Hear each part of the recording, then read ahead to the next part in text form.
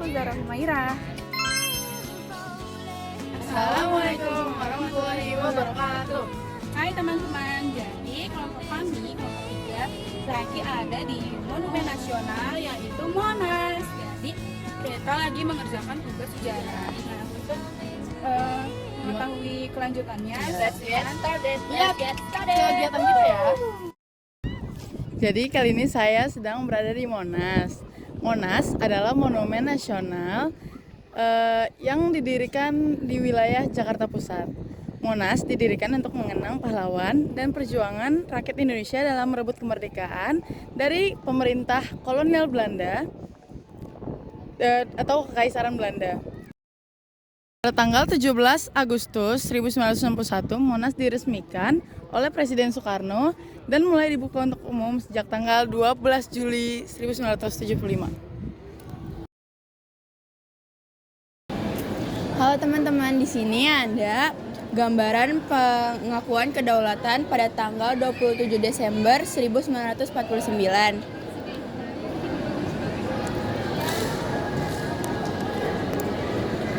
Perjuangan gigih rakyat Indonesia melawan agresi militer Belanda serta tekanan Dewan Keamanan PBB memaksakan Belanda kembali ke meja perundingan. Di Jakarta pada tanggal 7 Juli 1949 tercapai persetujuan untuk mempersiapkan suatu konferensi meja bundar yang akan membicarakan pengakuan kedaulatan Indonesia. Dalam KMB di Den Haag, pemerintahan Belanda mengakui kedaulatan di Indonesia pada Republik Indonesia Serikat. Upacara pengakuan kedaulatan di Jakarta dipimpin oleh Sri Sultan Hamengkubuwono, ditandai dengan pengibaran sang merah putih. Selanjutnya di sini ada gambaran pada saat gerilya mempertahankan kemerdekaan pada tahun 1945 sampai 1949. Angkatan Bersenjata Republik Indonesia dengan menggunakan peralatan perang sederhana bergerilya bersama rakyat menghadapi musuh yang hendak menegakkan kembali kekuasaan Belanda. Untuk menegakkan kekuasaan Republik Indonesia di daerah-daerah yang dikuasai musuh disusun kantong-kantong gerilya yang dapat melaksanakan pertahanan secara berdiri sendiri dengan integrasi segenap kekuatan politik, ekonomi, sosial budaya, dan militer.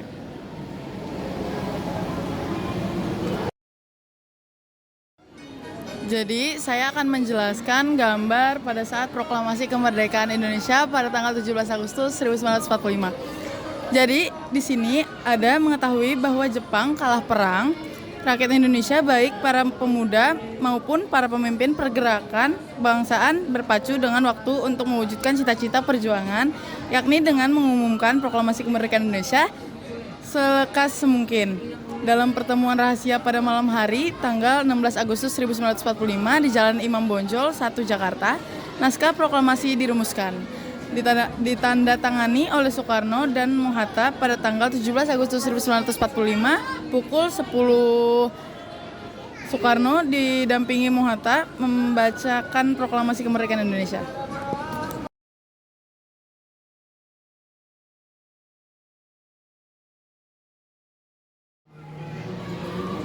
Dan ini adalah pertempuran Surabaya 10 November 1945. Pasukan sekutu termasuk tentara dan opsir-opsir Nica mendarat di Surabaya pada bulan Oktober 1945 sehingga menimbulkan beberapa insiden yang kemudian meningkat menjadi pertempuran. Setelah Brigjen Malbi terbunuh, ultimatum dikeluarkan kepada rakyat Surabaya untuk menyerahkan senjata mereka. Rakyat tidak menghiraukannya. Pada tanggal 10 November 1945, pecah pertempuran hebat ketika sekutu menyerahkan kekuatan darat, laut, dan udara untuk membinasakan para pejuang Surabaya yang bertempur dengan semangat pantang mundur. Dan oleh rakyat Indonesia, peristiwa ini diabdikan sebagai Hari Pahlawan.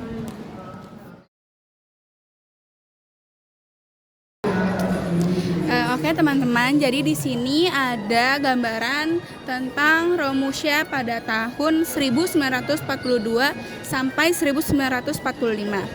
Pada tanggal 8 Maret 1942, Belanda menyerah kepada Jepang di Kalijati, Subang. Untuk memenangkan perang, Jepang kemudian secara paksa mengerahkan seluruh tenaga dan kekayaan bumi Indonesia. Rakyat dikerahkan untuk melaksanakan kerja paksa pada objek vital dan sarana militer. Mereka mengalami siksaan dan tidak mendapat makanan yang cukup, dan akibatnya berpuluh-puluh ribu Romusha menemui ajal di tempat mereka bekerja. Oke teman-teman, jadi selanjutnya di sini ada peristiwa Sumpah Pemuda pada tanggal 28 Oktober 1928. Dalam lingkungan pergerakan nasional Indonesia, para pemuda telah melahirkan berbagai ragam organisasi pemuda yang pada umumnya masih bersifat kedaerahan dan satu dengan yang lain tidak mempunyai hubungan. Iklim persatuan Indonesia mempengaruhi dan mendorong untuk membina satu pergerakan pemuda yang berjiwa nasional. Usaha ke arah itu dilakukan dalam seangkatan Kongres Pemuda. Pada Kongres Pemuda yang kedua dicetuskan Sumpah Pemuda dan dikembangkan untuk pertama kali lagu Indonesia Raya. Selanjutnya di sini ada armada dagang Bugis abad ke-15. Pelayaran orang-orang Makassar dan Bugis mulai abad ke-15 sudah meliputi seluruh perairan Nusantara.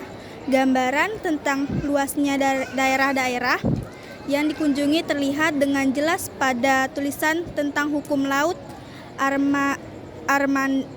Armanah, Gampah, dan peta laut Bugis. Selanjutnya di sini ada peranan pesantren dalam penyatuan bangsa abad ke-14. Salah satu cara menyiarkan Islam di Indonesia adalah melalui pendidikan di pesantren atau pondok yang diselenggarakan oleh guru agama, kiai atau ulama. Kegiatan pesantren beserta kiai-kiai dalam penyebaran agama Islam dan pengembangan pendidikan masyarakat mempunyai peranan penting dalam proses penyatuan bangsa.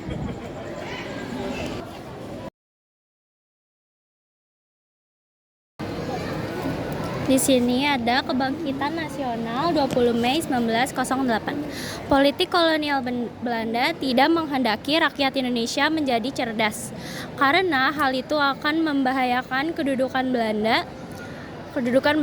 Akhirnya pendidikan modern terpaksa diberikan untuk memenuhi kebutuhan tenaga terdidik dan untuk meningkatkan masyarakat Indonesia sebagai pasar bagi industri Belanda. Kebangkitan kaum terpelajar Indonesia menimbulkan kesadaran nasional untuk merdeka. Cita-cita Dr. Wahidin untuk menghimpun tokoh-tokoh pergerakan nasional diwujudkan oleh Dr. Sutomo dan kawan-kawan dengan membentuk Budi Utomo. Selanjutnya, Teman Siswa 3 Juli 1922. Politik pendidikan pada zaman penjajahan tidak dapat dipisahkan dari kepentingan kolonial. Sebagai reaksi, Ki Hajar Dewantara mendirikan perguruan Taman Siswa di Yogyakarta yang kemudian berkembang dengan pesat sehingga mengkhawatirkan Belanda. Semangat nasionalisme sangat menjiwai kehidupan Taman Siswa. Pada tahun 1935 berlangsung Kongres Pendidikan Nasional yang pertama dengan tujuan hendak menggalang persatuan dan mencari perumusan tentang pendidikan yang bersifat nasional. Jadi itu dia guys, sedikit penjelasan dari kita. Kurangnya tadi? Seru gak? Ya. Kurangnya mohon maaf. Wassalamualaikum warahmatullahi wabarakatuh. Have fun semua. Bye. Bye. Tutup.